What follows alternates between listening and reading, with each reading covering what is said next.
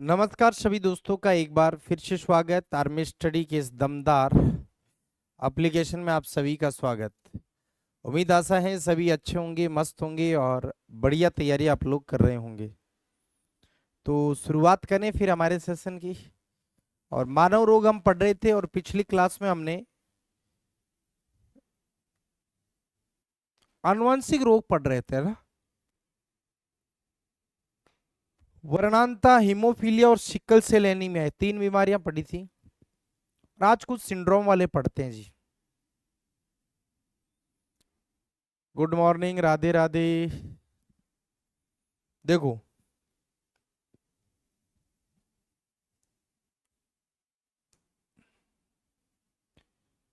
हमारी कोशिका में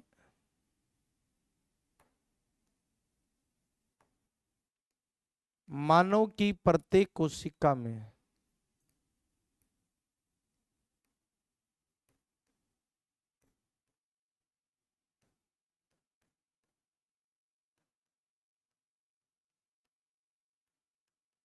हमारी हर सेल में 46 गुणसूत्र हैं।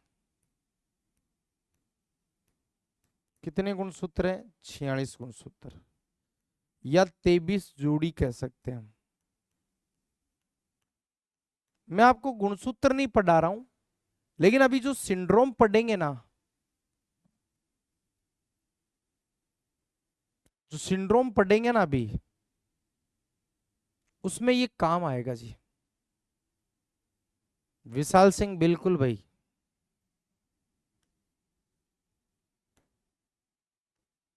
46 को हम मेरे भाई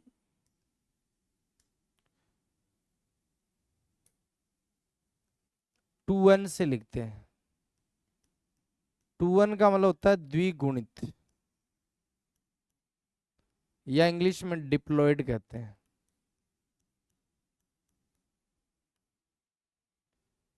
भाई हमारी हर कोशिका में, हर सेल में 46 गुणसूत्र हैं। कितने हैं? 46।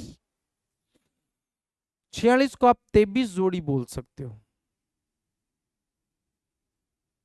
23 जोड़ी। और आप इसको 2n से लिख सकते हो। तो अब ध्यान रखना है, 2n जहां पर भी लिखा हुआ है उसका मतलब है 46। 2n जहां पर भी लिखा हुआ है उसका मतलब होता है 46। तो अगर मैं ऐसे लिखूं, 2n+1 और एक में लिखूं 2n-1, एक तो हो गया 2n+1 और एक 2n-1 हो जाए। तो इसका मतलब क्या है? देखो, 2n का मतलब होता है 46, उसमें एक जोड़ा तो आ गए 47। इधर 2n का मतलब है 46, -1 किया तो आ गए 45। हमारी हर कोशिका में गुणसूत्र कितने होते हैं जी? हमारी हर कोशिका में गुणसूत्र होते हैं 46। कितने होते हैं जी? 46 होते हैं, ये ध्यान रखना है ना अनूप गुजर। हमारे हर सेल में 46 गुणसूत्र है। और यहां कितने हो गए? 47। 2n का मतलब समझ लेना, 2n जहां पर भी लिखा हुआ आ जाए वहां 46 गुणसूत्र है वो।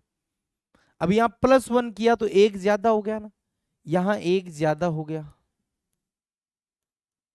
एक गुणसूत्र क्या आ गया? ज्यादा। यहां 46 में से एक घटाया तो 45, तो एक कम हो गया। यहां एक क्या हो गया? कम हो गया। अगर एक गुणसूत्र ज्यादा होता है उसके लिए एक शब्द आता है ट्राइसोमी। अगर एक गुणसूत्र ज्यादा है तो उसके लिए एक शब्द काम में लेना है ट्राइसोमी। और अगर एक गुणसूत्र कम आए तो आपको शब्द लेना है काम में मोनोसोमी। मोनोसोमी। ये दो शब्दों का अच्छे से ध्यान रखना। अगर एक गुणसूत्र ज्यादा है तब तो ट्राइसोमी। अगर एक कम है तो मोनोसोमी।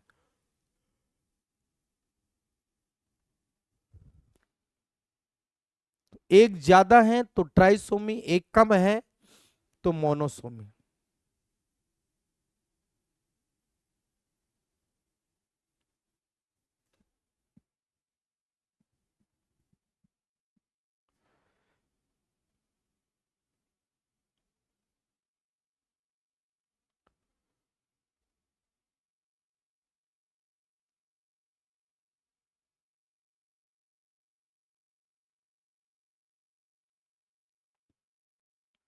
ये दोनों शब्द अच्छे से ध्यान रखना, ट्राइसोमी, मोनोसोमी। गुणसूत्र को क्रोमोसोम बोलते हैं कृष्ण कुमार, क्रोमोसोम। गुणसूत्र को बोलते हैं क्रोमोसोम।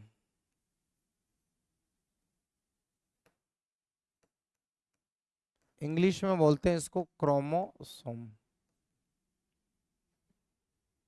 ठीक है, तो 46 है। एक ज्यादा तो ट्राइसोमी, एक कम तो मोनोसोमी।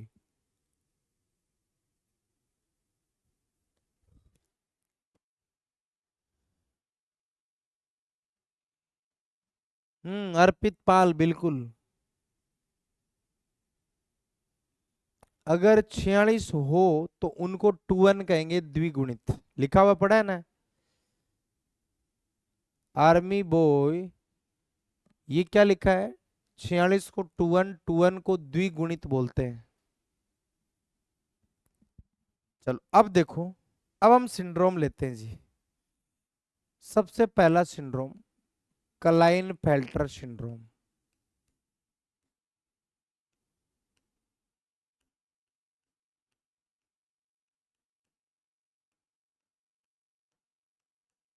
Kline फेल्टर syndrome.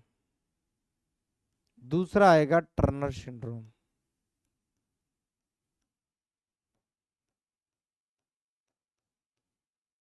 दूसरा क्या आएगा, टर्नर सिंड्रोम। क्या आएगा, टर्नर सिंड्रोम। दोस्तों, दोनों के दोनों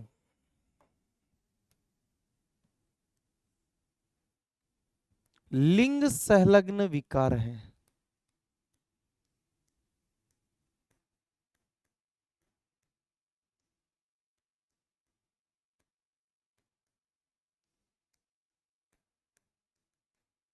दोनों के दोनों लिंग संलग्न विकार है। भाई लिंग संलग्न विकार का मतलब, जो लिंग गुणसूत्र होते हैं ना, अक्ष और अक्ष वाई, उसमें गड़बड़ी से होते हैं। एक कॉमन चीज और ध्यान रखना, क्लाइन फेल्टर सिंड्रोम ये केवल पुरुषों में होता है, केवल पुरुष में होता है, महिला में नहीं होता है। जबकि टर्नर सिंड्रोम केवल और केवल महिला में होता है, केवल मादा में होता है। केवल पुरुष के अंदर होता है वो क्लाइन फेल्टर सिंड्रोम, केवल महिला में होता है वो टर्नर। मतलब टर्नर पुरुष में नहीं होता, क्लाइन फेल्टर सिंड्रोम महिला में नहीं होता।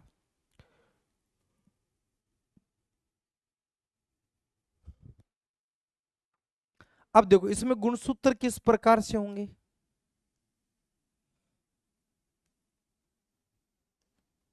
इसमें गुणसूत्र होंगे 44 प्लस अक्स अक्स वाई, और इसमें होंगे 44 प्लस अक्स। इसमें क्या चेंज आया भाई, देखो पुरुष अगर नॉर्मल होता तो उसमें क्रोमोसोम होते 44 प्लस अक्स वाई, ये 46 वाला ऐसे होना चाहिए। भाई हमारे अंदर 46 क्रोमोसोम है तो ऐसे होते हो, 44 एलिंग है ना, हेट्रोसोम्स है, सॉरी ऑटोसोम्स है, और अक्स वाई एलोसोम है, लिंग गुणसूत्र ऐसे होने चाहिए। लेकिन इसमें देखो क्या हुआ, इसमें एक अक्स एक्स्ट्रा आ गया, तो गुणसूत्र कितने हो गए, 44 और 3 47। 47 गुणसूत्र है इसमें। इसमें देखो, इसमें 45 ही है, एक अक्ष गायब हो गया, इसकी जगह मैंने 0 लिख दिया। क्योंकि महिला अगर सही होती तो महिला के 44 प्लस अक्ष अक्ष होता है। अगर महिला सामान्य होती, कोई बीमारी नहीं होती, तो वो ऐसे होती। लेकिन इसमें एक अक्ष गायब हो गया, एक अक्ष गायब हो गया तो गड़बड़ हो गई। तो यहां गुणसूत्र एक कम हो गया। अब देखो 47 एक ज्यादा है, 45 एक कम है।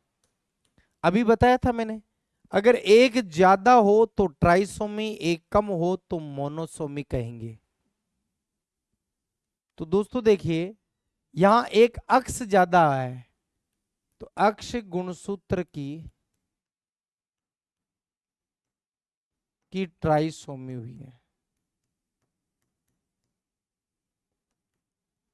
अक्ष गुणसूत्र की क्या हो गई? ट्राइसोमी। भाई एक अक्ष ही तो ज्यादा आया, तो ज्यादा कौन आया? अक्ष। तो अक्ष की ट्राइसोमी लिखा है। यहां देखो एक कम हो गया, कम कौन हुआ? अक्ष कम हुआ, तो अक्ष गुणसूत्र की मोनोसोमी।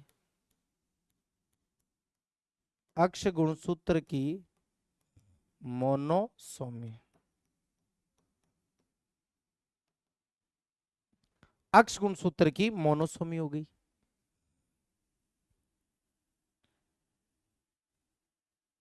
ठीक है। अब एक चीज और देखो, ये दोनों सिंड्रोम वाले,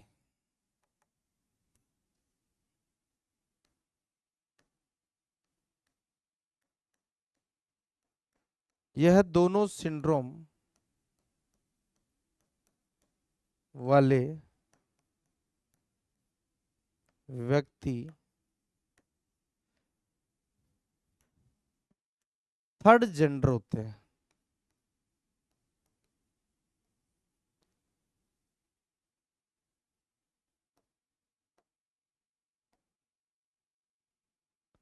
थर्ड जेंडर मतलब किन्नर।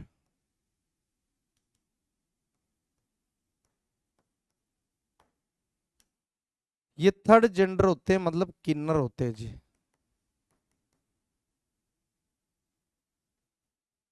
तो ये संतान पैदा नहीं कर सकते।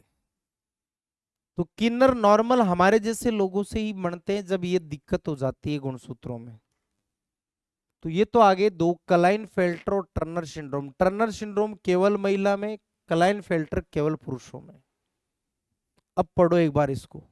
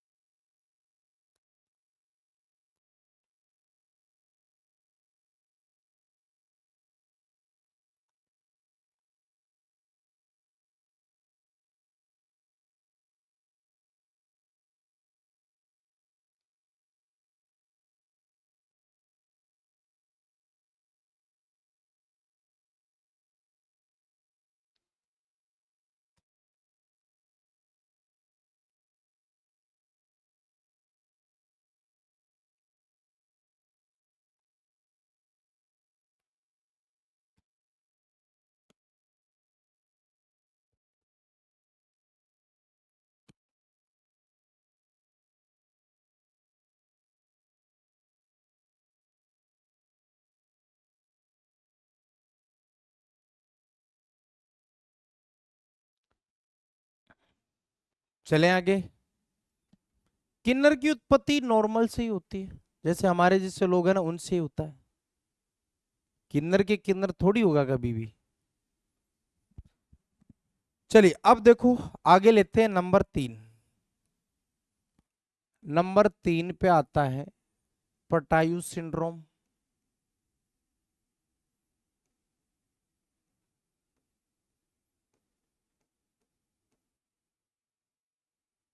नंबर 4 पे आता है एडवर्ड सिंड्रोम।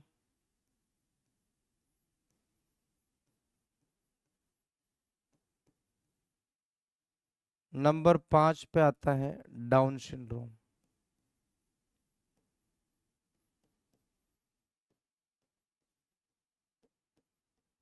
ये लो जी, 3 सिंड्रोम और आ गए। वीरेंद्र 6 ये याद रखना है भाई, ये तीनों के तीनों, इन तीनों में कुछ कॉमन चीजें हैं। वो क्या क्या है देखो। सबसे पहली कॉमन चीज कि ये एलिंग गुणसूत्र विकार है।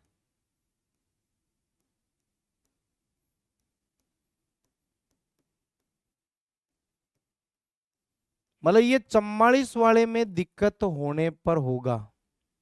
ये जब 44 वाले में दिक्कत होगी तब ऐसा हो जाएगा इसमें, है ना। 44 वाले में जब दिक्कत होगी ना तब होता है ऐसा।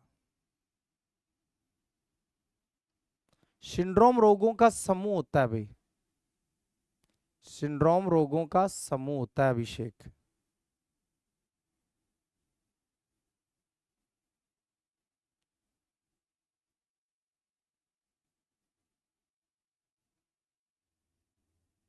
बायोलॉजी कब समाप्त होगी? इसके बाद कोशिका उत्तक आनुवंशिकी 3 टॉपिक हो रहा है अभी। 3 टॉपिक होने के बाद बायोलॉजी कंप्लीट है। 3 टॉपिक में से 2 टॉपिक तो हम, एक तो टॉपिक संडे को कर लेंगे, जैसे आनुवंशिकी वाला है ना, हम संडे को कर लेंगे। और उत्तक वाला चैप्टर देखते हैं, इस सप्ताह में हो जाए तो ठीक है। इस तो अगले सप्ताह में बायोलॉजी कंप्लीट कर देंगे हम।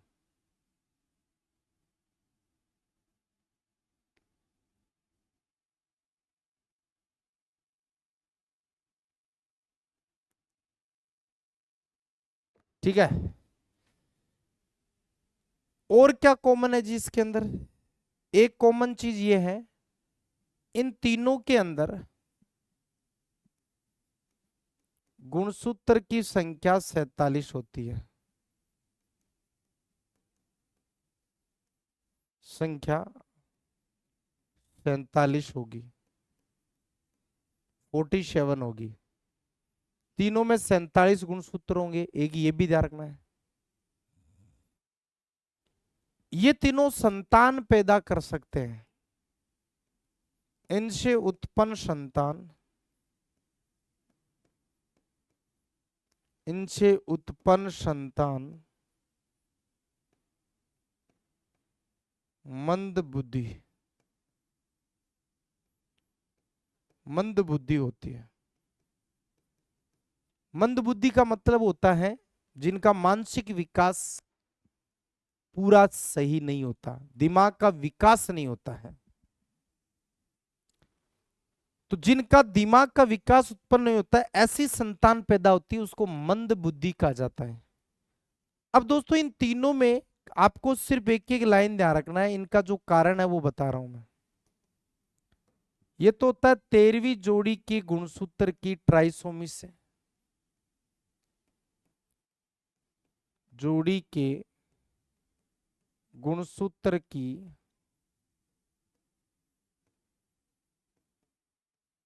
ट्राइसोमी से। ट्राइसोमी का मतलब एक ज्यादा आना। भाई हमारे 23 जोड़ी है, उसमें 13वीं जोड़ी के गुणसूत्र में अगर एक की, दो की जगह 3 आ जाए, भाई गुणसूत्र होते हैं जोड़े में। 46 को हमने क्या लिखा? 46 को हमने 23 जोड़ी लिखा था। अब इसमें क्या होता है, जो 23 जोड़ी में जो 13वीं जोड़ी वाला है, उस जोड़ी में 2 की जगह 3 गुणसूत्र है, एक ज्यादा आ रहा है, तो सब में क्या होगी, ट्राइसोमी होगी। तो मैंने इधर लिखा ना 47 गुणसूत्र होंगे, चाहे आपको कोई सा भी पूछ ले। इन तीनों का ये 3 कॉमन पॉइंट रहेगा कि ये तीनों के तीनों आइलिंग गुणसूत्र जो 44 वाले हैं उसमें गड़बड़ी से होते हैं। तीनों के अंदर गुणसूत्र 47 होंगे। तीनों से उत्पन्न संतान मंद बुद्धि होगी, जिनका मानसिक विकास पूरा विकसित नहीं होगा। ठीक है। एडवर्ड सिंड्रोम का कारण है 18वीं जोड़ी, बस बाकी सेम है। इसमें 13वीं जोड़ी, इसमें 18वीं जोड़ी। 18वीं जोड़ी के गुणसूत्र की ट्राइसोमी, 18वीं जोड़ी के गुणसूत्र की क्या होगी, ट्राइसोमी। डाउन सिंड्रोम, डाउन कब पड़ जाता है, जब 21 साल का हो जाता है। 21वीं जोड़ी के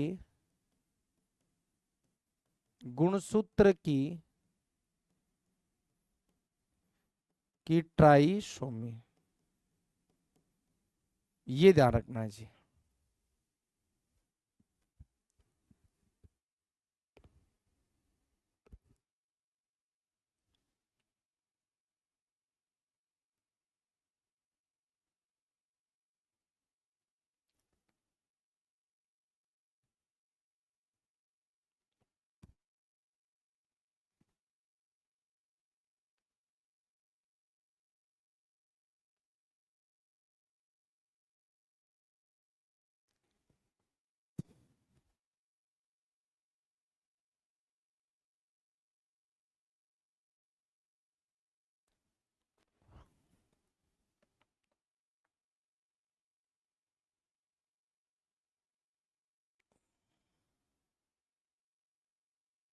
ठीक है। इसके अलावा एक और आता है जी, सुपर मेल या सुपर फीमेल।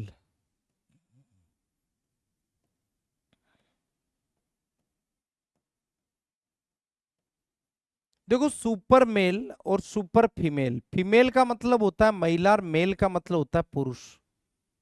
मेल का मतलब क्या होता है, पुरुष, और फीमेल का मतलब महिला। अगर पुरुष नॉर्मल होता तो 44 प्लस अक्स वाई होता, महिला नॉर्मल होती तो 44 प्लस अक्स अक्स होता।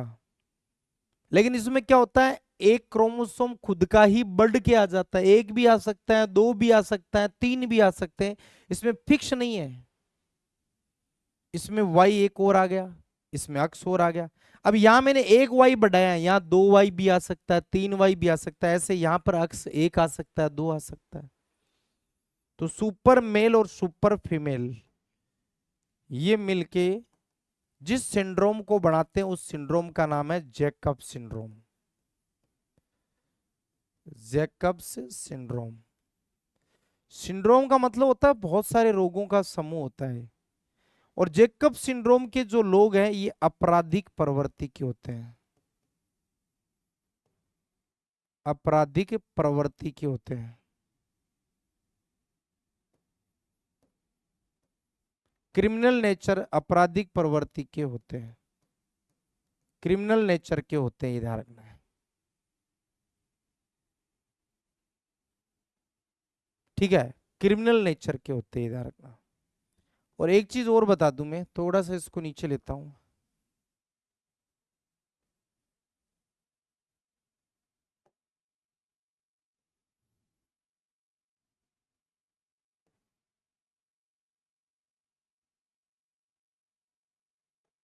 ये जो डाउन सिंड्रोम है ना, इसको मंगोलिज्म भी कहा जाता है। मंगोलिज्म या मंगोल मूर्खता के नाम से भी जानते हैं इसको, मंगोल मूर्खता के नाम से भी जानते हैं। भाई मंगोलिज्म एक, मंगोलिया एक कंट्री है, अगर आपने नाम सुना हो तो, है ना। मंगोलिया एक देश है, वहां पर जो लोग रहते हैं उनको मंगोलिया कहते हैं। तो उनमें ये बीमारी ज्यादा होती है, उनके होंठ मोटे होते हैं, तालू कटे होते हैं, दिमाग कम विकसित होता है, हाइट कम होती है, इसलिए इनको मंगोल मूर्खता मंगोलिज्म में डाउन सिंड्रोम को कहा जाता है, केवल डाउन सिंड्रोम को। अब पढ़ो, फिर मैं आगे बढ़ता हूं। जीवाणु जनित रोगों की शुरुआत, अब संक्रामक रोग पढ़ेंगे भाई, ये आनुवंशिक रोग तो कंप्लीट हो गए सारे।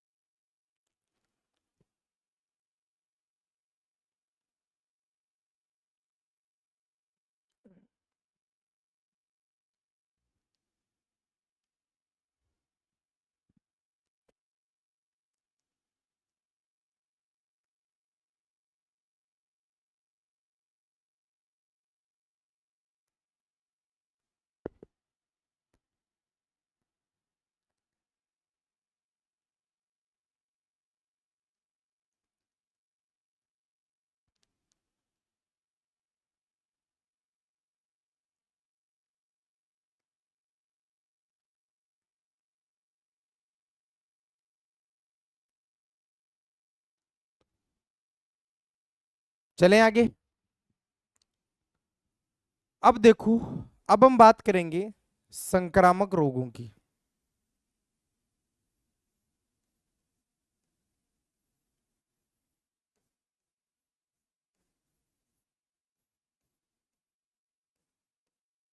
जिनका बेसिक मैंने स्टार्टिंग में बताया था कि ऐसी बीमारी जो एक से दूसरे में फैलती है, ऐसे रोग जो एक से दूसरे में फैलते हैं। संक्रामक रोगों की कड़ी में सबसे पहले हम लेंगे जीवाणु जनित रोग।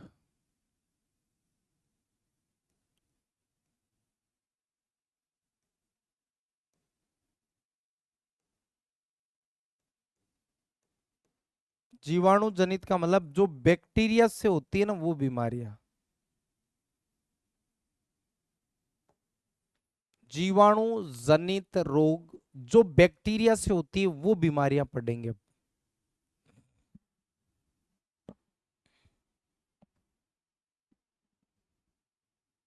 नहीं, तीनों के लिए कॉमन है राज सिंह। वो ये जो मैंने पॉइंट लिखा है ना, ये तीनों, ये इन तीनों रोगों के लिए लागू होगा, इसलिए मैंने तीनों के एरो लगाया है।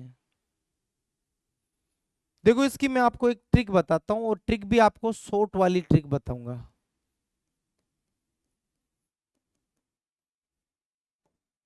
वो ये है, जीएसटी के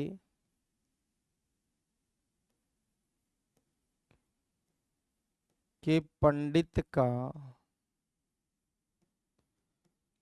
टीका नया है।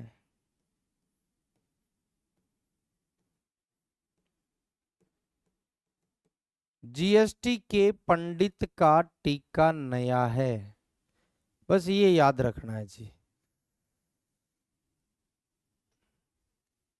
जी का मतलब क्या है, एस का मतलब क्या है, टी का मतलब क्या है, फिर क का मतलब क्या है, प का मतलब क्या है, डी का मतलब क्या है, त का मतलब क्या है, का मतलब क्या है, टी से क्या मतलब निकलेगा, नया से क्या बनेगा, है से क्या बनेगा।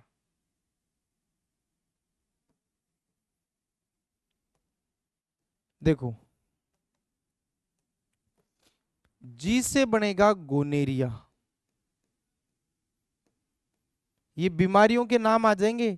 अगर क्वेश्चन आ गया ना, निम्न में से जीवाणु जनित रोग कौन सा है, तो जीएसटी के पंडित का टीका नया है, ये ट्रिक याद रखना। एस का होगा सिफिलिस, सिफिलिस। टी का मतलब होगा टाइफाइड। क्या होगा, टाइफाइड। ये तो हो गया जीएसटी का। कैसे हो जाएगा अब, कुष्ठ।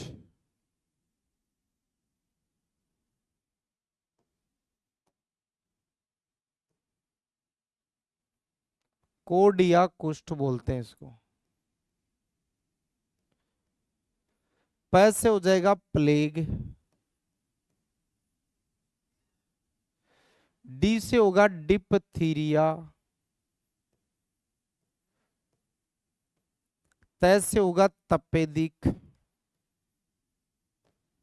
तपेदिक किसको बोलते हैं? टीबी को बोला जाता है, टीबी को। का से काली खांसी। टी से टिटनस। नया से न्यूमोनिया, नए से न्यूमोनिया। और है से बनेगा हैजा। ये लो जी, कितनी बीमारियां गिनो देखें। 1 2 3 4 5 6 7 8 9 10 11 बीमारी आ गई इसमें। पिंटू सेनी नर्सिंग में दूसरी चलती है, जीडी में दूसरी चलती है। रजनीश यादव वो आपको नर्सिंग में बताता हूँ, न्यूयॉर्क को काले T3 प्लेन की एकदम फुल डिमांड है।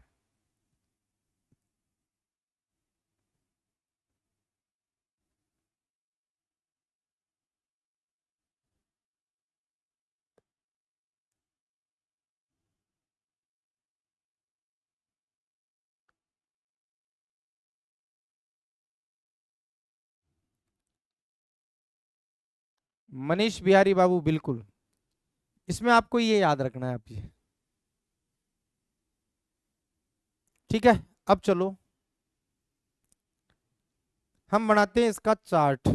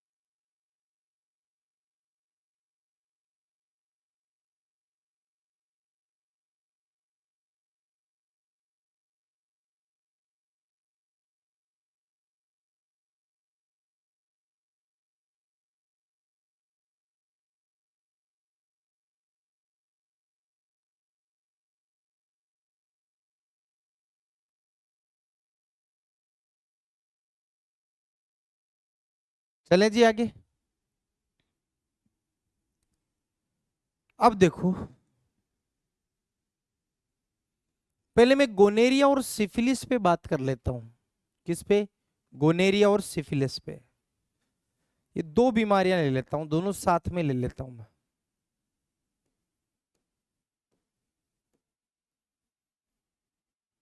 एक गोनेरिया और एक सिफिलिस।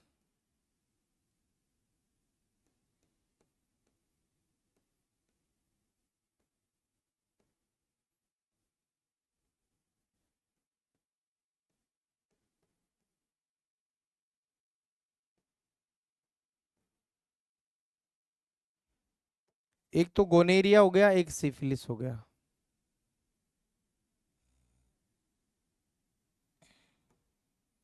गोनेरिया को मेरे भाई हिंदी में एक नाम देते हैं सुजाक। ये भी ध्यान रखना। गोनेरिया इंग्लिश शब्द है, इसको हिंदी में सुजाक भी कहते हैं। सुजाक। और इन दोनों को मैंने इसलिए साथ में लिया, उसका रीजन है। उसका रीजन ये है, एक तो ये है कि ये दोनों के दोनों जीवाणु से हो रहे हैं। दूसरा, यौन संचरित बीमारी है ये। इसमें आपको जो पॉइंट पूछेगा उसमें 3 पॉइंट प्रमुख रूप से पूछेंगे आपको। एक तो होगा रोग कारक, मतलब आपको उसके जीवाणु का नाम बताना है जिसकी वजह से ये होता है। दूसरा, प्रभावित अंग। प्रभावित अंग हो जाएगा।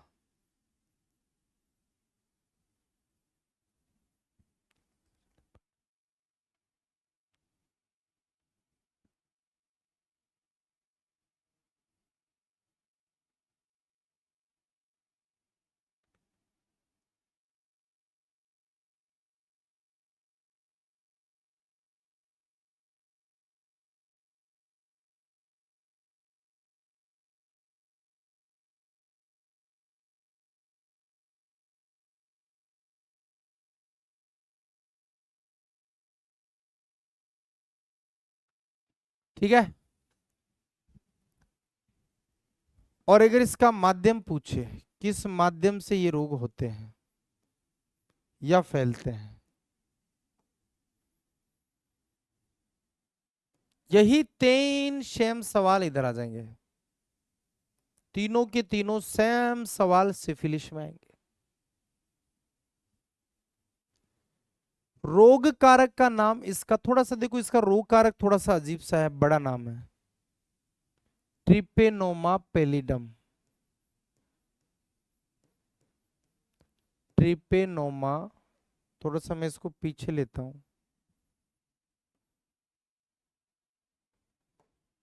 पेलिडम।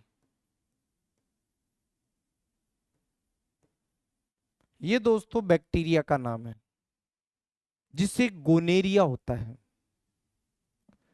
सॉरी, ट्रिपेनोमा पेलिडम, एक सेकेंड, इसको यहां से हटाओ, इसका है ये, इसका दूसरा है, देखो इसका कौन सा है वो मैं बताता हूं। इसका है नाइसीरिया गोनोराई।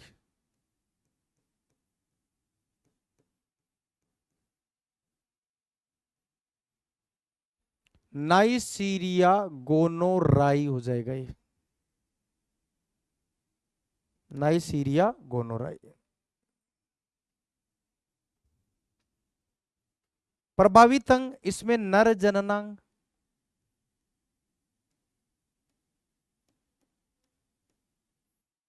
इसमें मादा जननांग,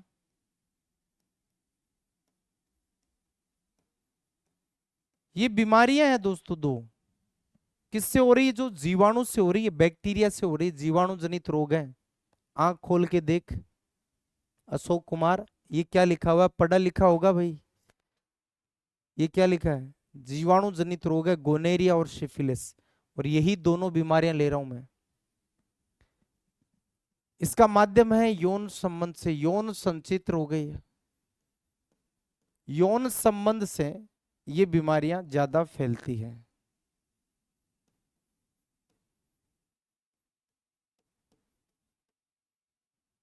यौन संचरित रोग,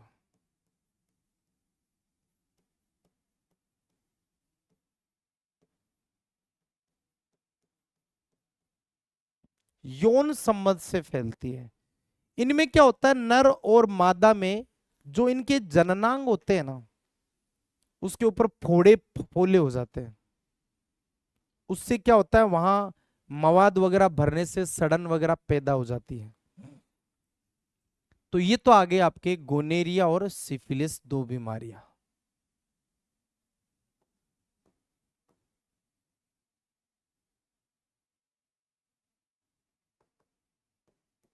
ये दो बीमारियां तो ये आ गई। अब मैं लेता हूं अगली एक और बीमारी यहां पर। भाई बुक के अंदर एक साथ लिखा हुआ है, मैं अलग अलग पढ़ा रहा हूं क्योंकि अभी टाइम पड़ा है। अब टी से टाइफाइड ले लेता हूं मैं, क्रम से ले रहा हूं मैं, ट्रिक के माध्यम से। टाइफाइड, सबसे पहले देखो टाइफाइड जो बीमारी है, इस टाइफाइड बीमारी का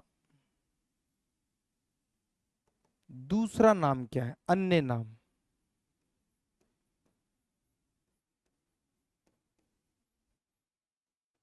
भाई इस टाइफाइड को हम और किस नाम से जानते हैं?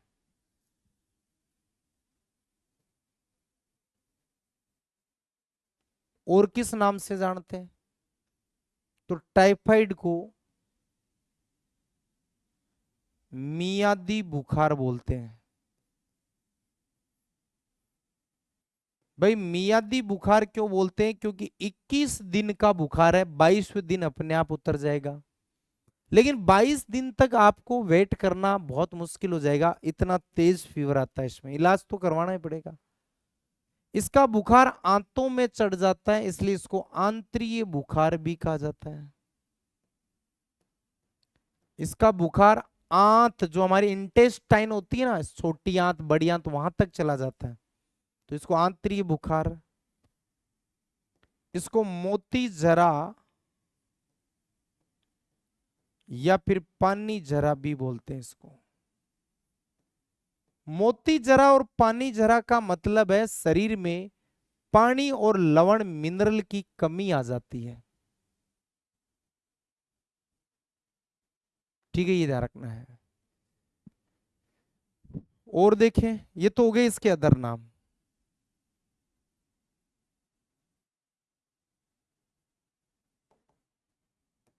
एक आएगा इसका रोग कारक मतलब जीवाणु का नाम,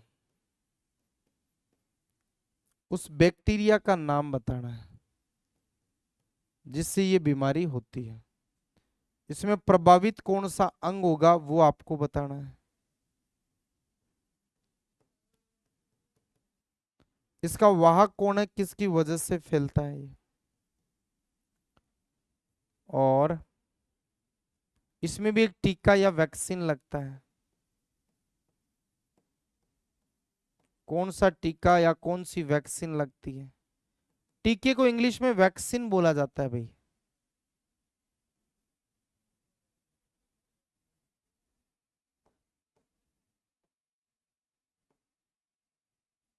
टीके को इंग्लिश में वैक्सीन बोला जाता है। इसके अलावा टीका या वैक्सीन, इसके अलावा एक आ जाएगा आपके, इसमें एक जांच भी होती है, एक टेस्ट होता है। तो देखो इन सवालों के उत्तर ढूंढते हैं। रोग कारक टाइफाइड का जो जीवाणु है वो है साल्मोनेला टाइफी नाम आता है। तो याद रखना टाइफाइड से रिलेटेड, देखो टाइफाइड का पीछे नाम आता है टाइफी। प्रभावित अंग में आ जाएगा छोटी आंत। हमारी इंटेस्टाइन ज्यादा प्रभावित होती है, कई बार छोटी बड़ी नाम नहीं आता ना, तो केवल आंत ही नाम आ जाता है। ठीक है, ये ध्यान रखना है। अवधेश भाई दीपावली के नजदीक होगी अवेलेबल। वाहक घरेलू मक्खी से फैलता है ये, घरेलू मक्खी से फैलेगा। वैक्सीन है इसमें TAB, टाइफाइड AB का टीका लगता है इसमें। और टेस्ट होता है वो है विडाल टेस्ट।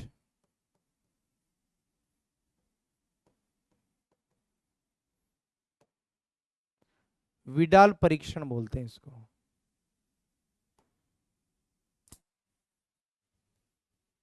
ठीक है, ये ध्यान रखना, विडाल टेस्ट बोलते हैं इसको। अब पढ़ो एक बार इसको।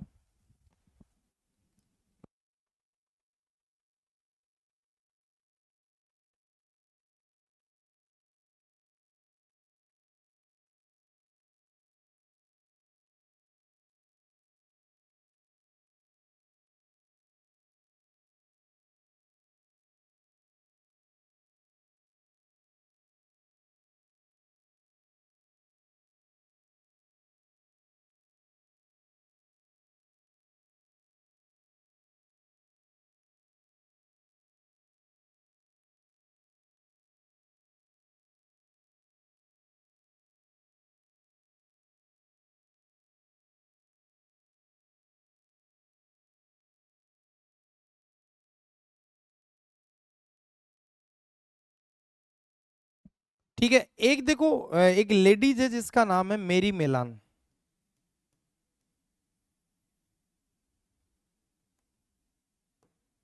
मेरी मेलान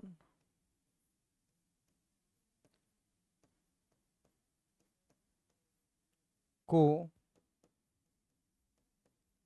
टाइफाइड केरी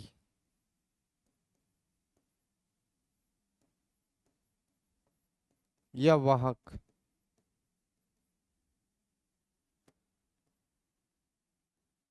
के नाम से से जाना जाता है।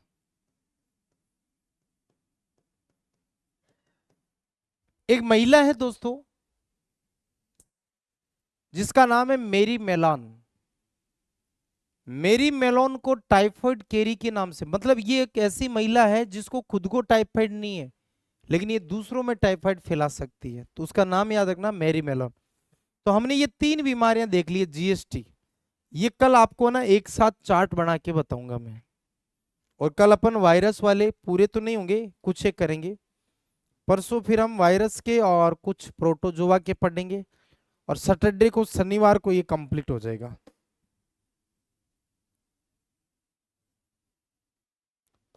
और संडे को फिर हम करेंगे उत्तक वाला चैप्टर। फिर 2 बचेंगे, आनुवंशिक और कोशिका, जिसको हम अगले सप्ताह में पूरा कर देंगे। अगले सप्ताह में बायोलॉजी पूरी हो जाएगी।